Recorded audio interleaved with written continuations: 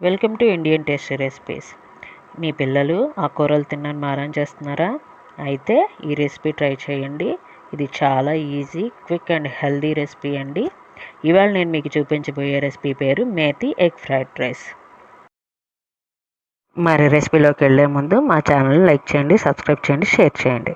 ముందుగా ఒక ప్యాన్లో 1 టేబుల్ స్పూన్ నెయ్యి వేసుకోండి. ఇది చాలా ఈజీ అండ్ క్విక్ ప్రాసెస్. మీ పిల్లలకి తప్పకుండా నచ్చుతుంది. నేను ఒకరికి సరిపడా చేస్తున్నాను.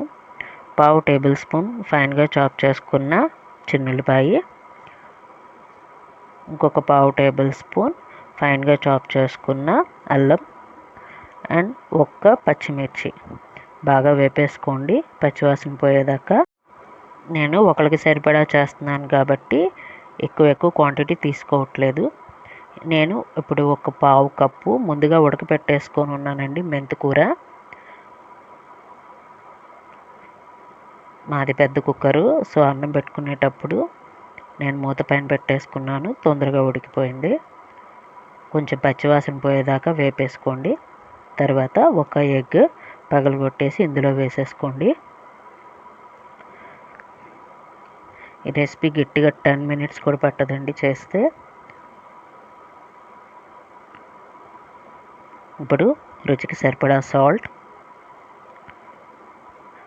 కొంచెం బాగా వేపుకోండి. ఎట్లా అంటే ఎగ్ పొరడు ఎట్లా వస్తుందో అట్లాగా వేపేసుకోండి. ఆ తర్వాత 1 కప్ రైస్ తీసుకుంటున్నాను, బాగా కలపెట్టేసుకోండి. మీ పిల్లలు మాత్రం చాలా ఇష్టపడతారు. మీరు ట్రై చేసి మాకు ఎలా ఉందో కింద కమెంట్స్లో చెప్పండి. ఇప్పుడు 1/2 టేబుల్ స్పూన్ మిరియాల పొడి. మీ పిల్లలు స్పైసీనెస్ ఎక్కువ తినరు అనుకుంటే 1/2 టేబుల్ స్పూన్ వేసుకోండి. అంతే, ఇంక అయిపోయిందండి. ఇంక సర్వ్ చేసేసుకోవటమే. చాలా ఈజీ కదా, ఎంత ఈజీ అంటే చాలా ఫాస్ట్గా కూడా అయిపోతుంది. అండ్ ఇది చాలా హెల్దీ. మనం ఇక్కడ ఏంటంటే ఆకుకూరలు వాడాము, గుడ్డు వాడాము, సో చాలా హెల్దీ. సో మీరు కూడా ట్రై చేసి మాకు ఎలా ఉందో చెప్పండి.